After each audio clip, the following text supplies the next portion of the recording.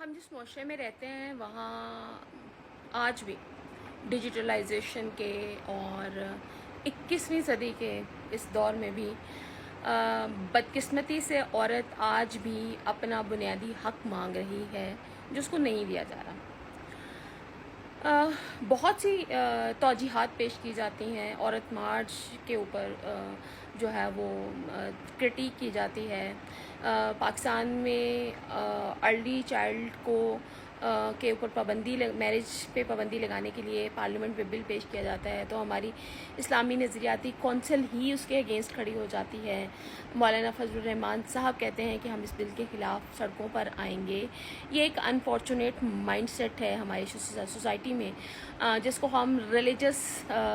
جو ایک کینڈی کا ریپر ہے اس میں ریپ کر کر ہم سوسائٹی کے اوپر جو ہے اس کو امپوز کر رہے ہیں۔ ایک چھوٹی سی جو سجیشن ہے خواتین کے لیے، خاص طور پر بچیوں کے لیے، خواتین کے لیے، خوشی اس بات کی ہے کہ کہیں نہ کہیں فائنینشیل انڈیپینڈنس کی جو امپورٹنس ہے اس کو ہماری بچیوں نے انڈرسٹینڈ کرنا شروع کر دیا ہے، وچ از ویری امپورٹنٹ۔ بدقسمتی سے پاکستان میں MBBS کمپلیٹ کرنے کے بعد ہماری 49% بچیاں ایسی ہیں جو پریکٹس ہی نہیں کرتی ہیں، یعنی وہ ایز این جو ہے وہ ڈاکٹر میدان میں نہیں آتی ہیں۔ کتنی بڑی بدقسمتی ہے کہ آپ ڈگریاں مکمل کرنے کے بعد آپ ایز این کیریئر اس کو پرسیو نہیں کرتے بیکاز آپ کو ایک اچھی ہاؤس وائف بننا ہے، which is not bad. Housewife ہونا ایک غلط بات نہیں ہے، لیکن ہم نے ریلیجس جو ہے اس کی بنیاد پر ہم نے جو لائن ڈرا کی ہوئی ہے وہ غلط ہے، اور اس کی انڈرسٹینڈنگ اب ہماری بچیوں کو دینا بہت ضروری ہے کہ بچے پیدا کرنا ایک specific defined gender specific role ہے جو مرد پیدا نہیں کر سکتا، لیکن بچوں کی پرورش کرنا یہ ایک جینڈر اسپیسیفک رول نہیں ہے، یہ دونوں کی ذمہ داری ہے۔ گھر کو فائنینشلی دیکھنا یہ بھی کوئی ایک جینڈر اسپیسیفک یعنی نیچرل ڈیفائنڈ جو ہے وہ رول نہیں ہے۔ ہم جہاں ایکویلٹی کی بات کرتے ہیں تو وہاں ایکویلٹی اور فیمنزم کو جتنا کرٹیک کیا جاتا ہے تو basically feminism is all about equality, یعنی اس میں جینڈر ایکویلٹی، اور وہ جینڈر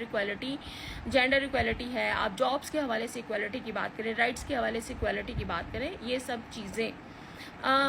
یہ بہت ضروری ہیں۔ اس کی بیسک انڈرسٹینڈنگ ہماری بچیوں کو آپ دینا، ان کو یہ ریئلائز کروانا کہ ڈونٹ فیل گلٹی،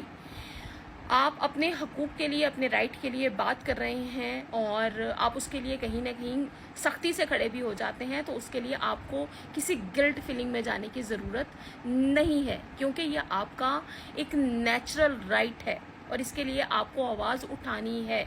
اپنی فریڈم پر کمپرومائز نہیں کرنا۔ ہم کیسی زندگی گزارنا چاہتے ہیں، ہم کیسے رہنا چاہتے ہیں، ہم کیا پہننا چاہتے ہیں، ہم کب ہنسنا چاہتے ہیں، ہم کب رونا چاہتے ہیں، ہم کب کہاں کس کے ساتھ دوستی کرنا چاہتے ہیں، ہم کب کہاں گھومنے جانا چاہتے ہیں، it's all about our freedom. Why we don't have that جو ہے وہ فریڈم کہ ہم اپنے لیے خود چوز کر سکیں؟ ہم نے کیوں آج تک مرد کو ہی اختیار دیا ہے؟ وہ باپ ہے، وہ بھائی ہے، وہ شوہر ہے، وہ بیٹا ہے،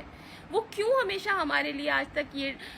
ڈیفائن کرتا رہے گا کہ ہمیں کب ہنسنا ہے، ہمیں کب رونا ہے، ہمیں کیا کھانا ہے، ہمیں کب باہر جانا ہے، ہمیں کیا پہننا ہے، ہمیں کس سے دوستی کرنی ہے، ہمیں کب جاب کرنی ہے، ہمیں کب جاب نہیں کرنی، ہمیں کتنا سپینڈ کرنا ہے، ہم کیوں انہی کے آگے ہاتھ پھیلاتے رہیں؟ تو صرف اس کی بات ہے، اور یہ ایک انڈرسٹینڈنگ اب بچیوں کو دینا بہت ضروری ہے، اور فائنینشیل انڈیپینڈنس آ جائے گی، اس میں ایروگنس نہیں ہونا چاہیے۔ فائنینشیل انڈیپینڈنس کا مطلب ہی یہ ہے کہ سوسائٹی میں کہیں ایک دوسرے کا ساتھ دے کر ایک اچھی ہیلدی سوسائٹی، ایک اچھا ہیلدی انوائرمنٹ کریٹ کرنا، جہاں پر کم از کم کوئی یہ سمجھے کہ میں اس کا شوہر ہوں اور جب چاہے اس کے منہ پر تھپڑ لگا دے اور ڈومیسٹک وائلنس کر دیا جائے۔ کوئی لڑکی کسی کو پسند کرتی ہے تو اس کو خود باپ اور بھائی غیرت کے نام پر قتل کر دیں۔ اس ڈسکرمنیشن کو سوسائٹی سے ختم کرنا اب بہت ضروری ہے، اور اس کے لیے آواز اٹھانا، اس کے لیے ایڈوکیسی کرنا، اور اس کے لیے ہماری بچیوں کو امپاور کرنا، یہ ہم سب کی ذمہ داری ہے۔